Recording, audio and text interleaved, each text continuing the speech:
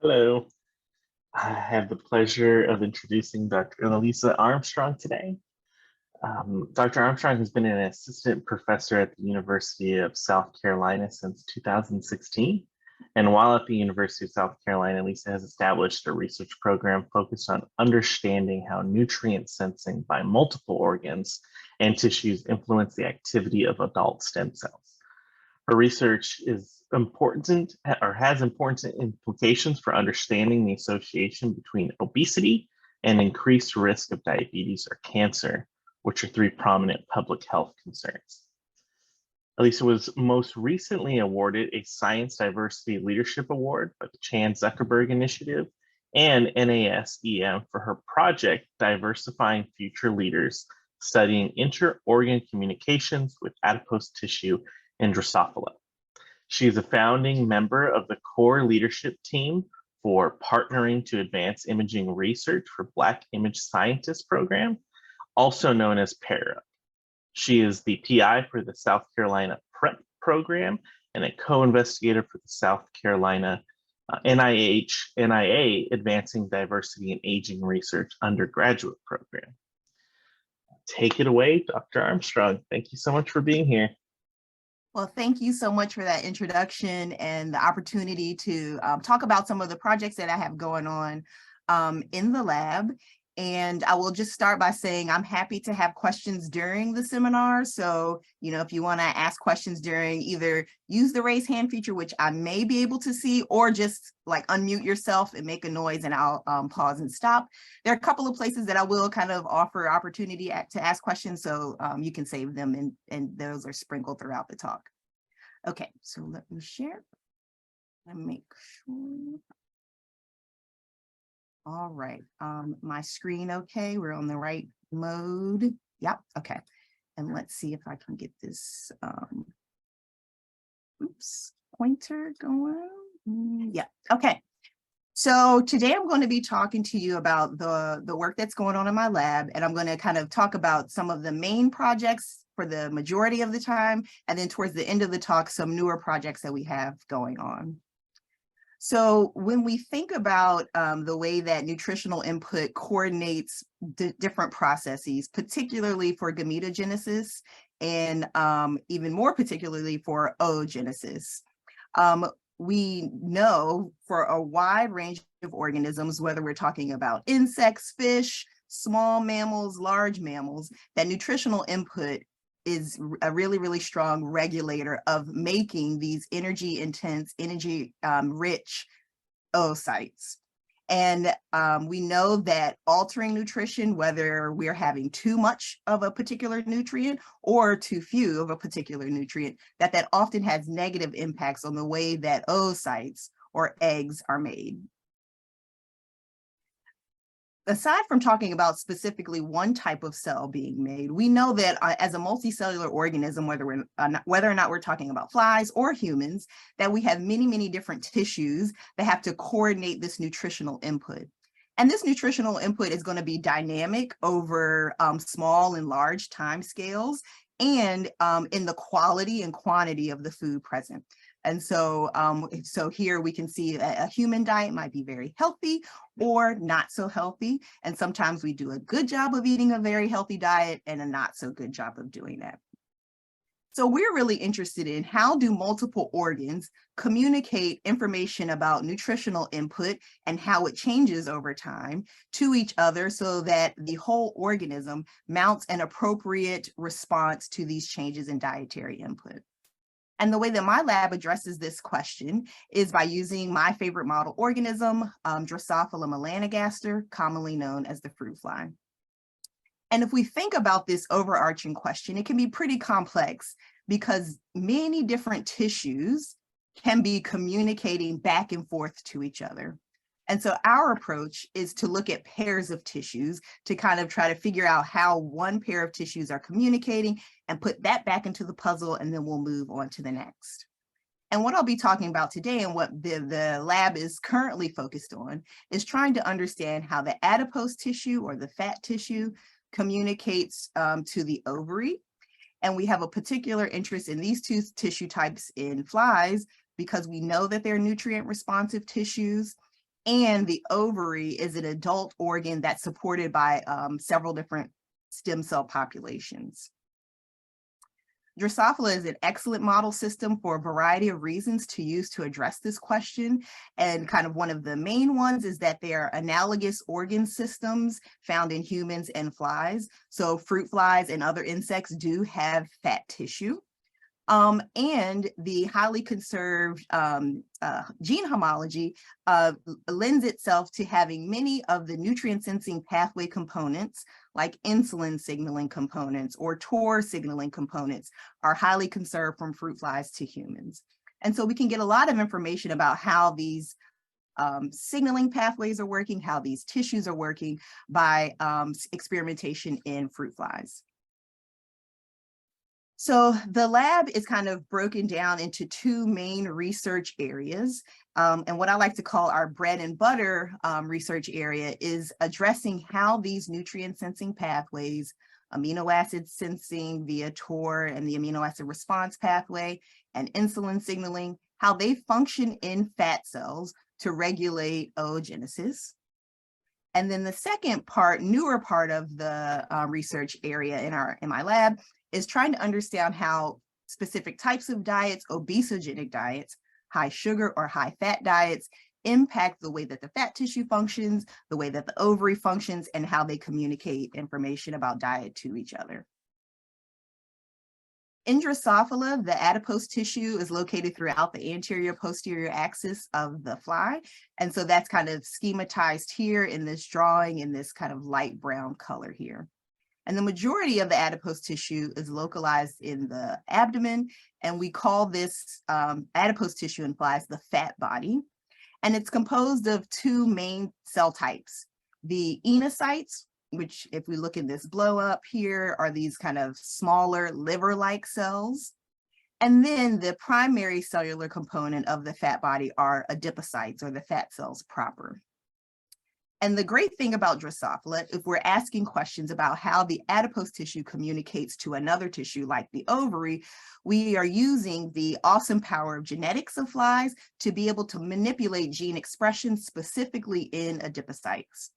And so with this GAL4 UAS bipartite gene expression system, we have a tissue-specific promoter, and in my case, it's a fat cell-specific promoter, controlling the expression of a transcription factor GAL4 that recognizes upstream activating sequences or UAS sequences that are upstream of a transgene of interest. It could be a reporter gene, it could be a double-stranded RNA sequence to mediate RNAi knockdown of a particular gene. It could be overexpression of a gene of interest. And what we have is a very, very specific fat cell driver that allows us to control gene expression only in adipocytes. And that's exemplified here in these images. So in the merged image, we have a fat body driver or adipocyte driver that's controlling expression of a nuclear GFP. And you can see all of the cells in green in this picture. And then in the single channel image, only the GFP, all of the cells that are immunoreactive are the adipocytes. And the enocytes, which are shown here kind of some with this, a little bit of this autofluorescence, those liver-like cells are not expressing that driver. And so we also know that this driver doesn't express in other cell types. So we looked in the brain, it's not in the brain, it's not in the ovary, and that's a very important one. It's not in the gut. And so we have this very, very specific driver. And the other kind of genetic component that's layered onto here that it's not shown in the image is that we also have a temporal control. So we can turn these genes on and off when we want to with a temperature sensitive inhibitor of GAL4. So we can move our flies to different temperatures to turn on or off this GAL4 expression. And so all of the work that I'll be talking about is looking at how these nutrient sensing pathways function in fat cells in adults. We know that they have a very important role during larval development in flies, and so we want to tease apart the role specifically in adults. In Drosophila, the ovary is a stem cell supported tissue that's a paired structure. And here we can see that just in the schematic with the paired structure of the ovary, And each ovary is composed of these individual egg-producing units called ovarioles.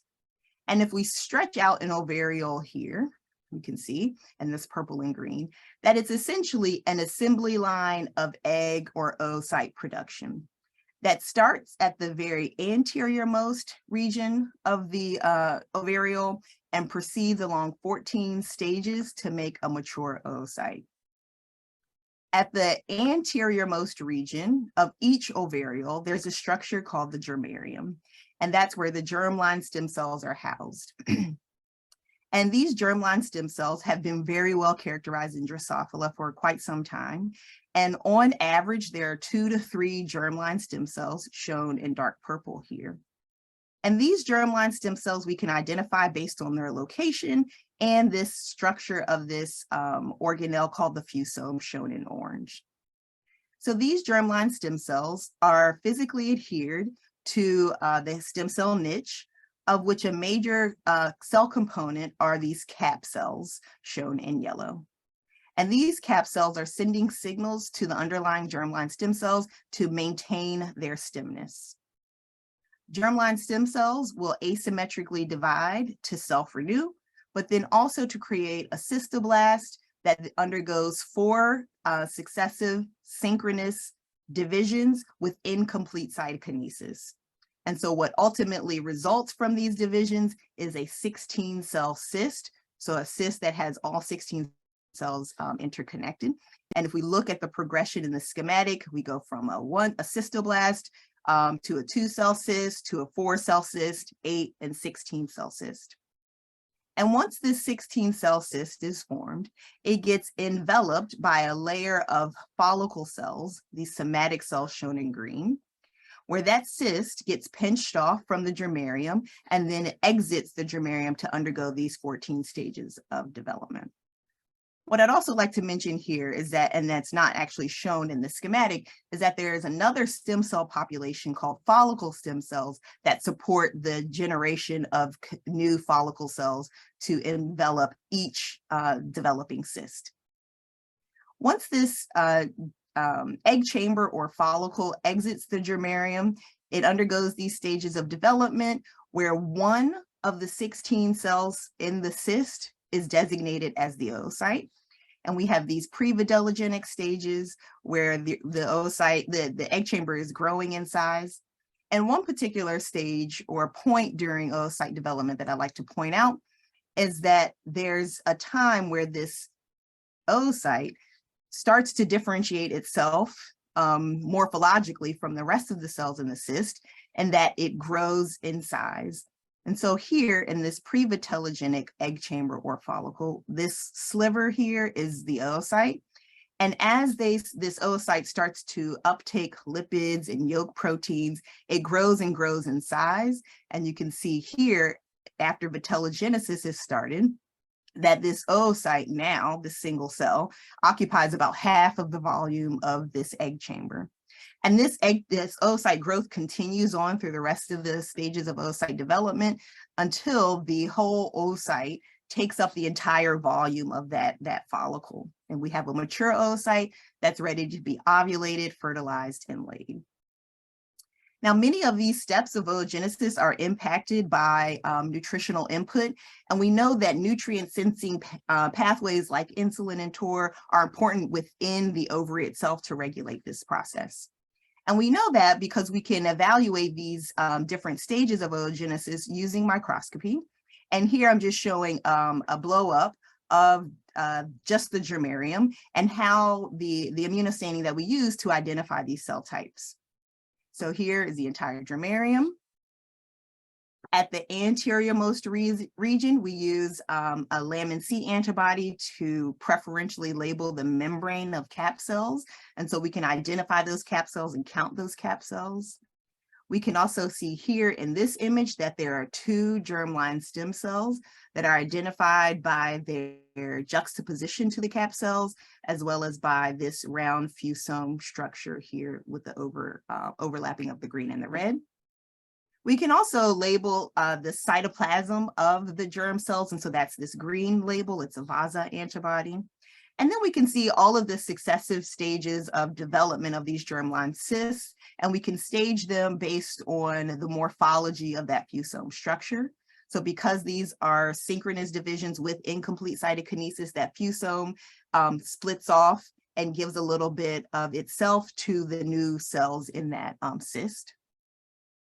And we can also identify the follicle cells and encapsulation of these germline cysts by a membrane label.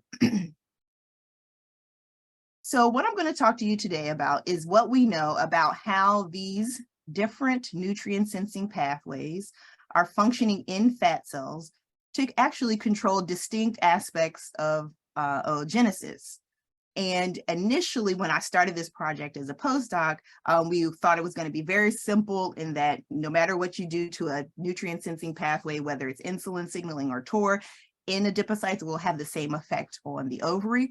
But as you can see from all of these different color arrows, that's not the case, and that these are functioning in distinct ways to control multiple aspects of oogenesis. And then towards the end of the talk, we'll get a little bit of information about what we know about how high fat diets impacts the way that oogenesis is happening. Okay, so I'd first like to start off with kind of giving you a sample of what we know about how amino acids are being sensed in adipocytes. And actually, you can see here, they're sensed in two different ways. And the first way is by using this amino acid response pathway to control germline stem cell number. So this amino acid response pathway is a part of the integrated stress response, and it is highly conserved from yeast all the way up to mammals.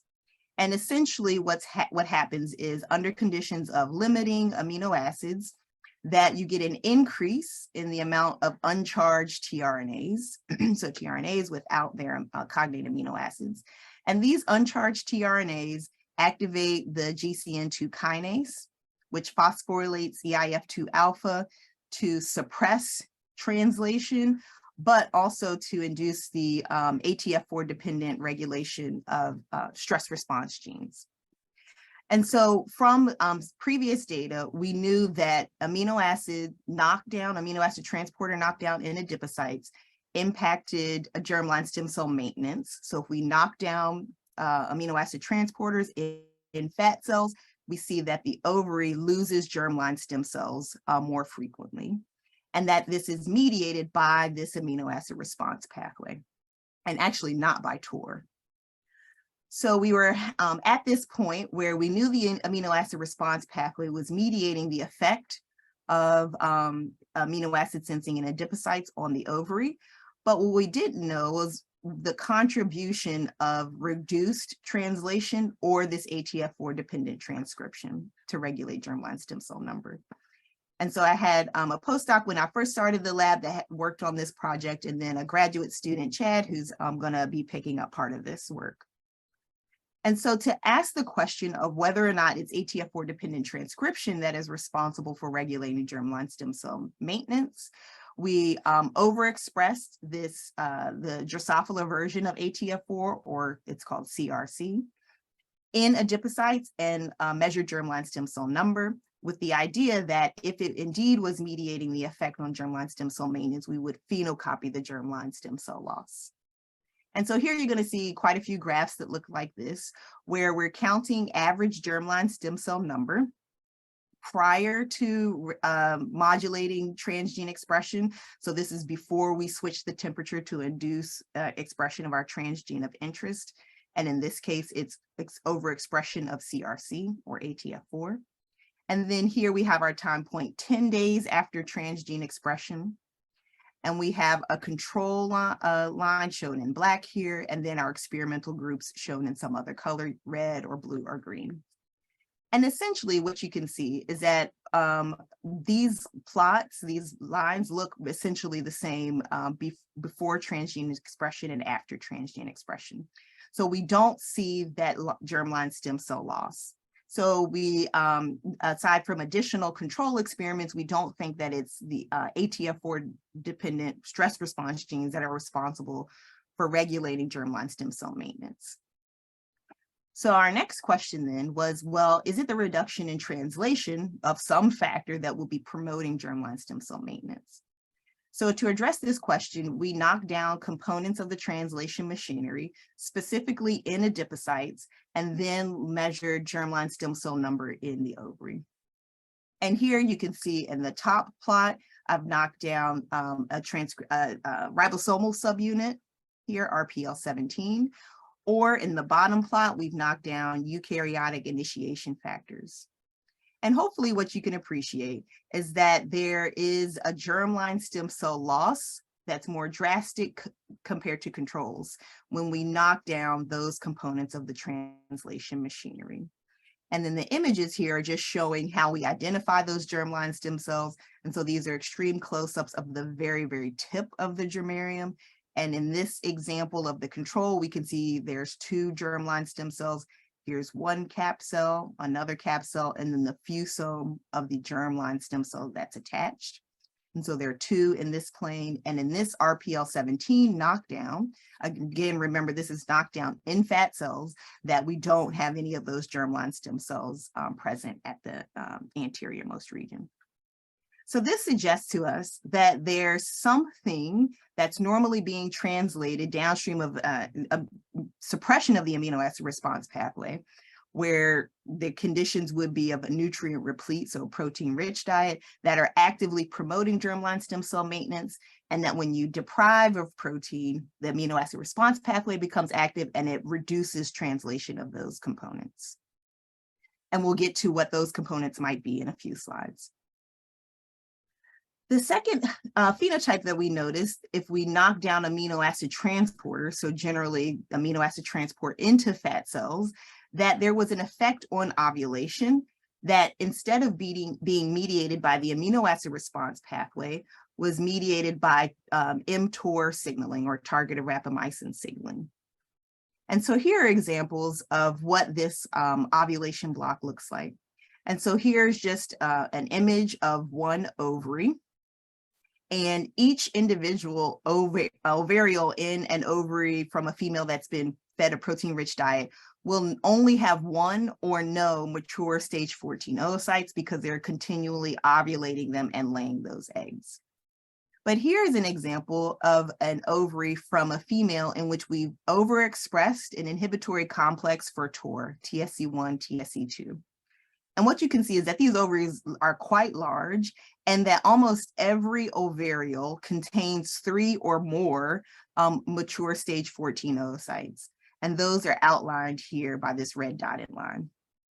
And so we see this really, really drastic phenotype where we block TOR signaling in adipocytes and those ovaries hold on to those mature stage 14s. And so TOR signaling controls many biological processes, one of which is translation. And the way that it regulates translation is through 2 of its downstream effectors, 4-EBP and S6 kinase. So our question was, given what we knew about the role that maybe translation was playing in controlling germline stem cell maintenance, was whether or not TOR-dependent translation was regulating ovulation in the ovary. So to do this, we knocked down S6 kinase in adipocytes and measured ovulation. And what you can see in this graph is that in females in which S6 kinase has been knocked down in adipocytes, we get a significant increase of ovaries that show blocked ovulation. Similarly, if we knock down components of the translation machinery, and that's shown in the bottom 4 graphs here, we also see that we can mimic this ovulation block phenotype. And here's a representative example from knockdown of eukaryotic initiation factor 4E. So now that we see that downstream of these ways to sense amino acids in adipocytes, my favorite hypothesis is that translation is the major mediator of this communication from the fat to the ovary. We really want to know what factors are being regulated by these pathways that regulate germline stem cell maintenance specifically and ovulation. And so the way that we're thinking about this is that under nutrient-rich or high protein conditions, Translation of germline stem cell maintenance promoting factors are happening in the adipocytes. They're secreted and then communicate to the ovaries so that germline stem cells are maintained. But under low protein diets or nutrient deficient diets, the amino acid response pathway is on, suppressing translation of those germline stem cell promoting factors, leading to loss of germline stem cells. And so we have plans to do some proteomics comparisons in flies in which the amino acid response pathway is on or off in adipocytes to see which things might be differentially expressed. But we're also taking a candidate approach using 2 published studies that have looked at regulation of either fat body proteins or proteins that are regulated by diet in the Drosophila adipose tissue. So in this paper here, they one thing that they did was identified all of the proteins that were made in the fat body that were secreted into the hemolymph for the fly blood. And so since we are thinking that these factors are coming from the fat and communicating to the ovary, we focused on these 1,500 or so secreted factors that originated in the fat body. And then we looked and overlapped this with a study that compared proteins using iTrack that are up or down regulated in adult females of flies fed a protein poor diet. And there are about 200 or so proteins that are down regulated on a poor diet.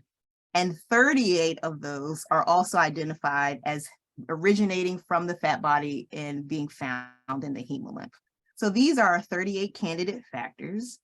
And while in Drosophila, we could test all 38 in a relatively reasonable amount of time, we have prioritized them, at least these 5 candidates, based on what we know about what they do, that are either involved in nutrient transport or in regulating signaling, growth factor signaling. And so currently we have these candidate lines where we would like to knock them down in adipocytes and see if they cause a phenocopy of germline stem cell loss. Okay, so I'm going to pause here just real quick because we're going to switch gears a little bit to ask if there are any questions. And I can't actually see anybody, so if you do have a question, if you could just unmute.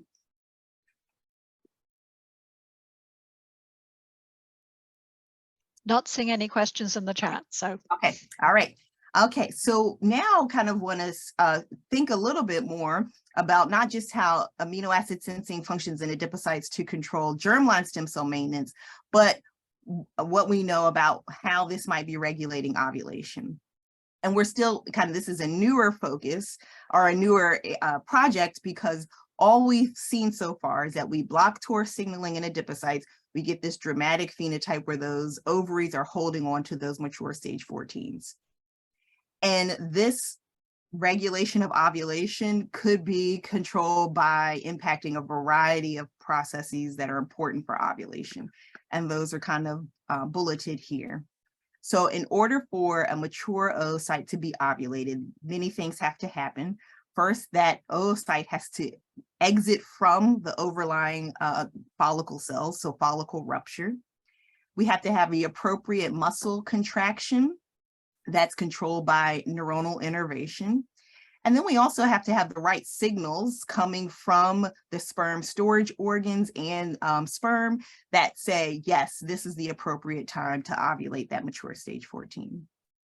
So we don't know which one of these processes or if all of them are important or responding to mTOR signaling from adipocytes. So to address this first process of follicle rupture, we look to see what aspects of changes in gene expression are important for signaling an oocyte to rupture from the follicle cell.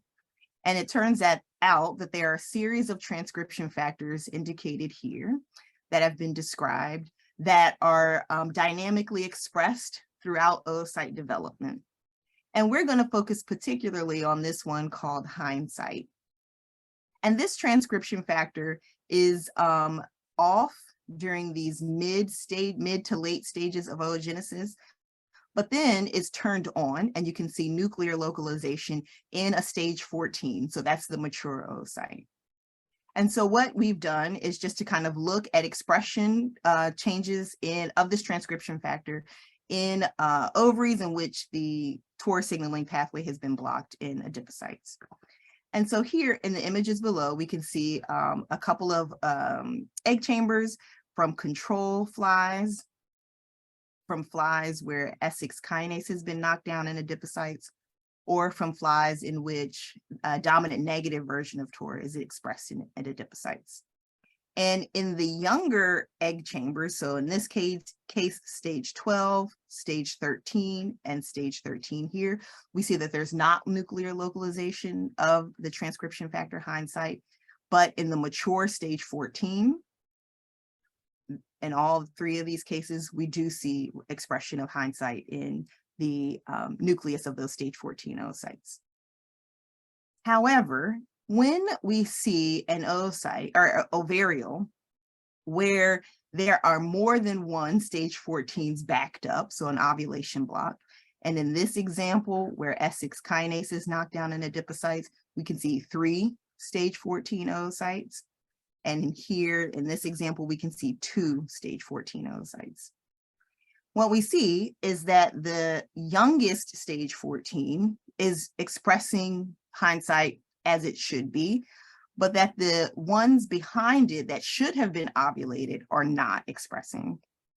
And so this data is very preliminary, and this is all I have to kind of say about this.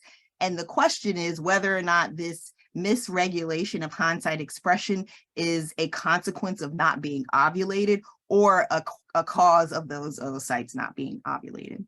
And so we're working on doing some ovulation assays and also looking at expression patterns of these other factors, transcription factors that are important for regulating oogenesis, in addition to looking at muscle innervation and sperm storage function on the organ number. Okay. So now we're going to transition out of thinking about amino acid sensing in particular, and more to thinking about general nutrient sensing mediated by insulin signaling in adipocytes.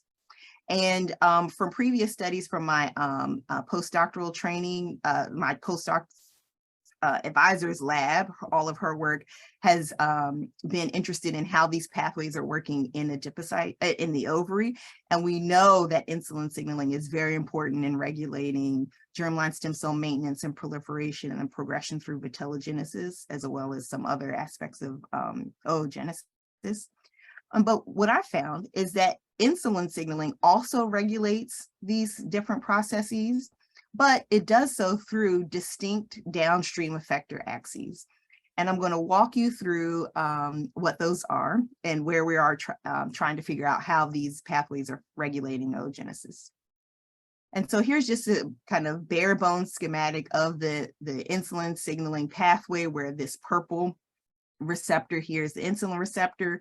In Drosophila, there are insulin-like peptides, so that's this gray little box, and then all of these effector proteins that are important for mediating insulin signaling. And so what we've shown is that if we knock down the insulin receptor or PI3 kinase or AKT, or overexpress FOXO, one of the negative regulators of insulin signaling, we see an effect on adipocyte size, and that's had been shown previously. What we also see is that if we knock down the insulin receptor or AKT, that we get an effect on germline cyst survival.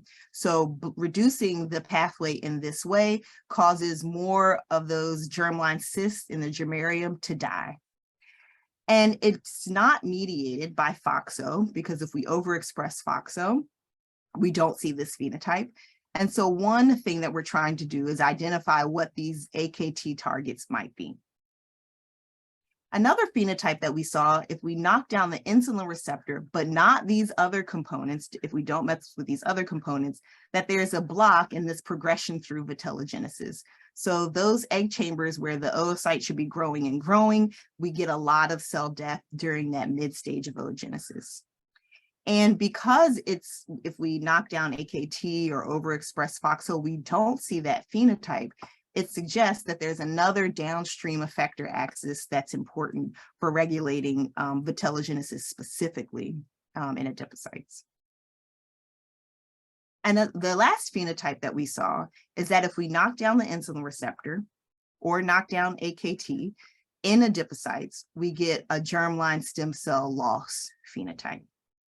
And this is not mediated by FOXO, but instead is mediated by Shaggy in Drosophila, or the ortholog is GSK3 beta. And so we see that if we overexpress GSK3 beta in adipocytes, that we also get this germline stem cell loss phenotype.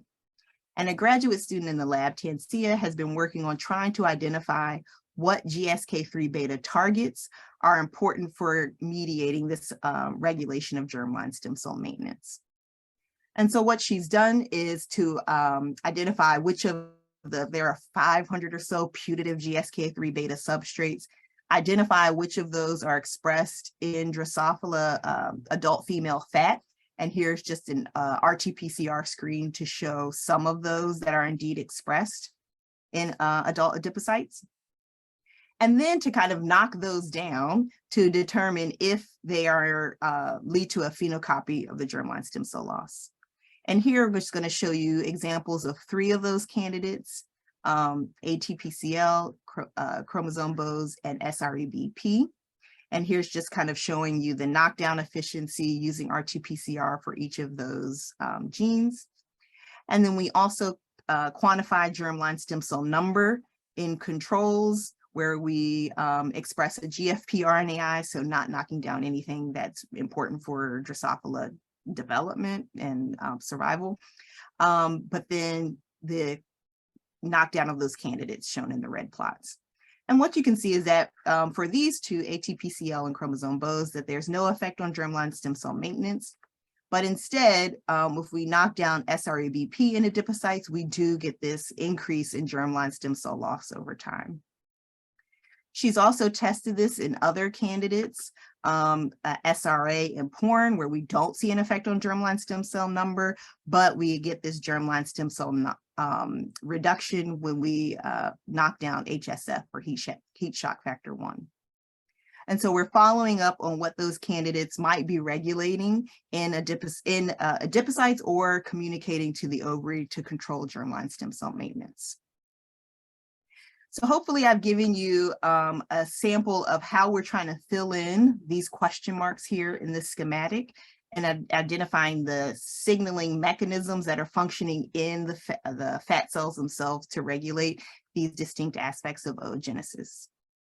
And I'm going to pause here again for any questions, because now we're going to switch gears on another time to talk more about how dietary input is influencing the adipose tissue and oogenesis function. I might jump in with a very quick question. Oh, so Crystal has a question. Let Crystal go first.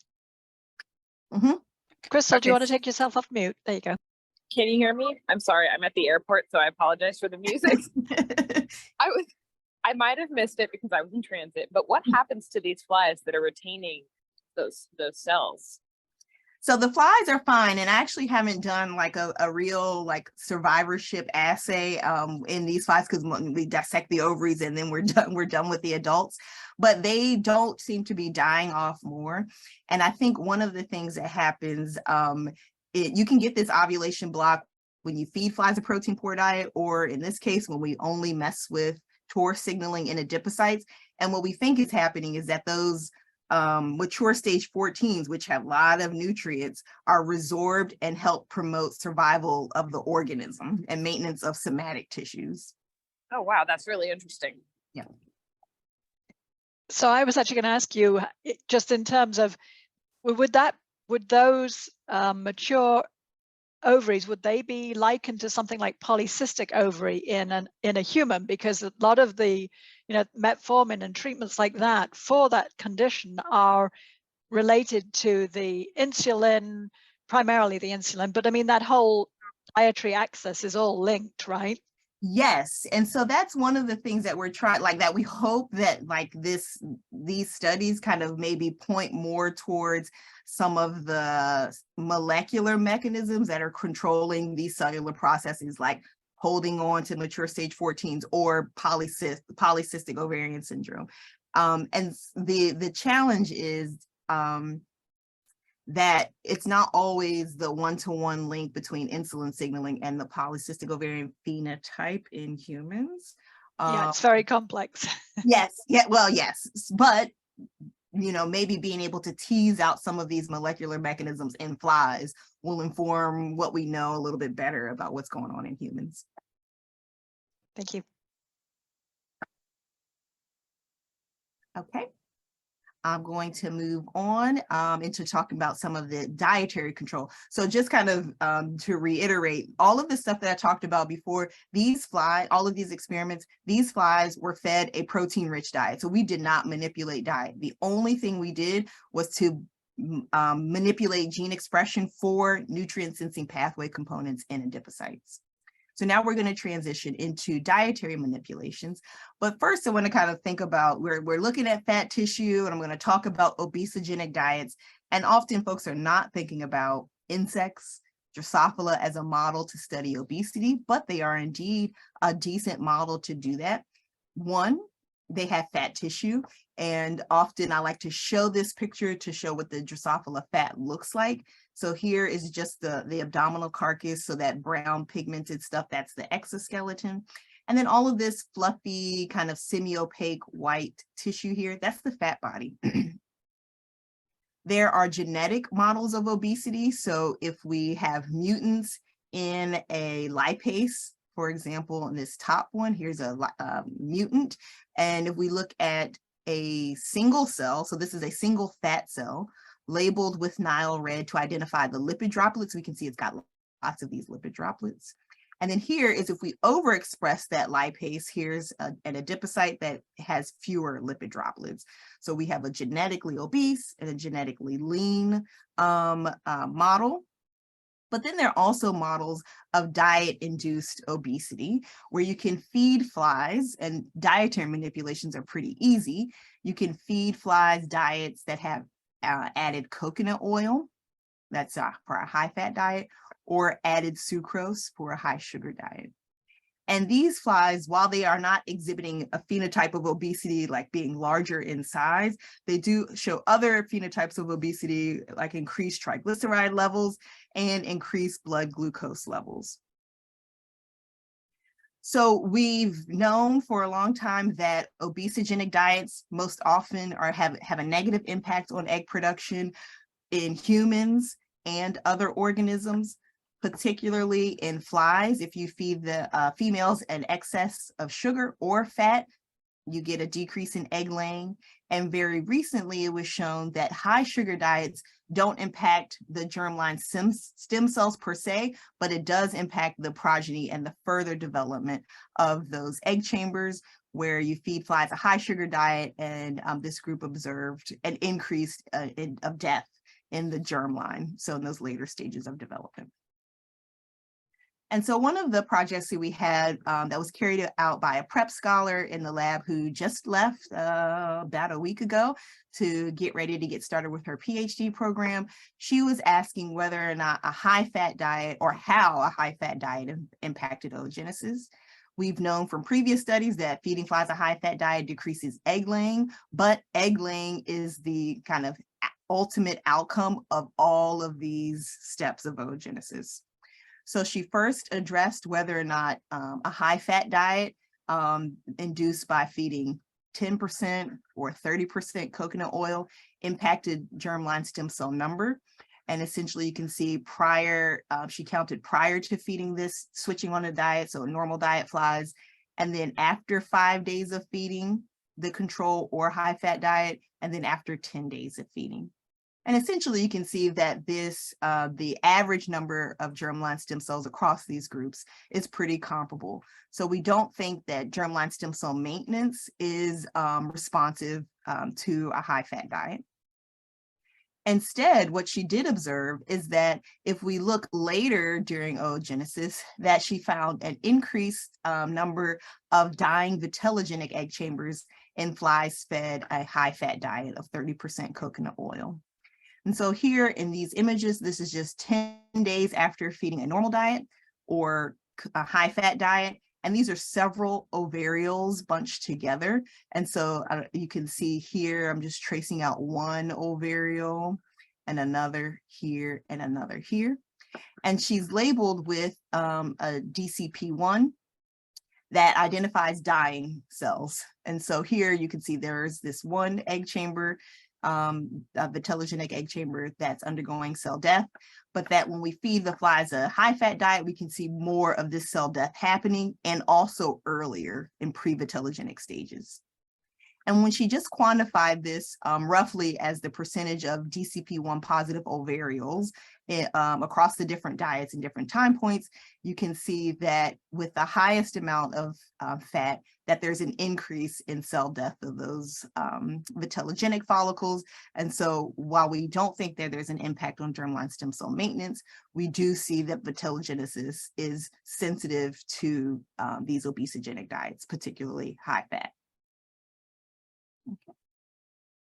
So hopefully you've got an idea now about how nutrient sensing pathways are functioning in adipocytes to control germline stem cell, the germline stem cell lineage, and that obesogenic diets are also impacting this. What we would like to do, and some things that we're going to be working on in the future, are identifying what these factors are that are communicating information about diet from the fat to the ovary. And we also want to know, given that high sugar and high fat diets do impact germline stem cell, the lineage, how might the fat tissue be involved in this? Are there sugar sensing or lipid sensing mechanisms in adipocytes that are also communicating this information to the ovary? Is it strictly an ovary thing where the ovary itself is only sensing these dietary components to control oogenesis? And lastly, I want to touch on some of the projects that I won't have time to talk in detail about, but that several of the graduate students are working on in the lab. So along the vein of trying to identify the nutrient sensing pathways control in adipocytes of oogenesis, I have Chad, who's a PhD student in the lab, who's getting at this question of what are these secreted factors that are coming from the fat to talk to the ovary. And there are several of these larval adipokines, and I'm calling them larval adipokines because their role has been described in larval fat to control overall growth of the organism. And so what we want to know is if these adipokines that have a role during larval development might also be functioning in adulthood to control oogenesis. And so here he's just showing an RT-PCR screen of those larval adipokines that are indeed expressed in the adult fat of adult females. And so his next steps will be to modulate gene expression of each of these individual adipokines in adipocytes to see if they had any effect at all on the ovary, and if so, is it a general process? Are they all influencing germline stem cell maintenance, or do they have some specificity for the stage of oogenesis? Also, I have a graduate student, David, in the lab, who is addressing this kind of a new interesting project that comes out of a partnership with the University of South Carolina School of Medicine. That looks at how botanical dietary supplements influencing or treating chronic inflammation. And what David is trying to do is develop Drosophila as an in vivo model to test these botanical dietary supplements. And so one of the first things that he's working on is to being able to have a feeding paradigm that induces the immune response to use as a proxy for chronic inflammation via diet. And so what he's been doing is feeding flies obesogenic diets and measuring the immune response to identify if we can indeed activate the immune response just with diet. And one of these ways that we do this is by looking at antimicrobial peptide expression, which in Drosophila is controlled or mediated by the fat body. So that's one of the functions of the adipose tissue in flies. And so here I'm only showing you one of these 20 or so AMPs, dipterosin. And what he's done is just use RT-PCR to measure expression in flies fed a normal diet or a high sugar diet over time. And preliminarily, what we can see is that at least at this 2-day time point, the high sugar diet induces an elevated level of expression of dipterosin. And lastly, I have Amani, who's a graduate student who just joined the lab last week, who's with her first project at least will be to work on identifying if there are tissue-specific amino acid requirements in different tissues. And so if we look at some of these high throughput expression studies that have been done in Drosophila, we can see that many different tissues express different complements of amino acid transporters. And in flies, there are 50 or so genes predicted to encode amino acid transporters. And across different tissues, some are expressed high, more than others, or some are not expressed at all. And so what she started to do as a rotation student was to characterize the expression of some amino acid transporters. And here there are 7 listed here in several different tissues of the fly. So the head, where the brain resides, and that takes up most of the volume of the head. The thorax, which we use as a proxy for muscle. The abdomen, which we use as a proxy for the fat body, the ovary, and the gut. And so here, what you can see here with just a quick look at these expression of these different amino acid transporters is that some are expressed in all of those tissues, but at varying levels, and some are only expressed in a few of these tissues. And so what we would like to know is, do different tissues have a requirement for a different complement of amino acid transporters to regulate the functions that those tissues have? Okay. So with that, I would like to thank you all for listening. I would like to thank the Drummond-Barbosa lab where this work got started. So that's my postdoctoral advisor. These sources of funding, fly centers or fly stock centers for all of the transgenic lines that we use. Former lab members that have worked on these projects in a variety of ways, including USC undergraduates and prep scholars and undergraduates as part of the South Carolina Advancing Diversity and Aging Research Program. And I'd also like to thank the current lab members, and I touched on a few of those whose projects that we're working on now. Isaiah just joined as a master's student, and he will be working on identifying if there are different functional regions of the adipose tissue in flies. And Ivory, Helena, and Janae, who are undergraduate students working in the lab. And with that, I will stop and take any questions that you have, and I'm going to stop sharing the screen so that I can see.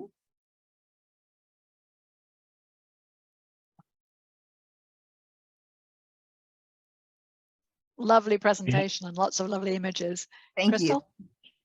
Crystal has Sorry, I have one more question. Yes.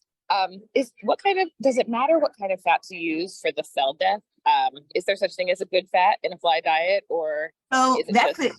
So that's one of the things that we're working on, and that I'm hoping to work on, and usually undergraduate students will. So the kind of traditional way that Drosophila folks induce a high fat diet is with coconut oil, but we do have some other fats that we're trying to feed the flies to see if they have a differential effect on cell death, in this case in the ovary. So coconut oil, we have some other plant-derived fats, but animal-derived fats as well. So we have a big can of Crisco in the lab. Can't wait to see the results. Yeah. Yeah, it's super cool because with fats, you also, you have this idea that there are the fats that generate the inflammatory lipid pathways and the anti-inflammatory lipid pathways. So it would be really neat in this model to be able to actually see what's going on there. So yeah, beautiful work. Thank you. I'm not seeing further questions in the chat. And we are past our time, so I will say a big thank you. Yeah, I think probably to their next in-person or Zoom meeting. Yeah, I know. Yeah. For attending. Thank you so much for the presentation.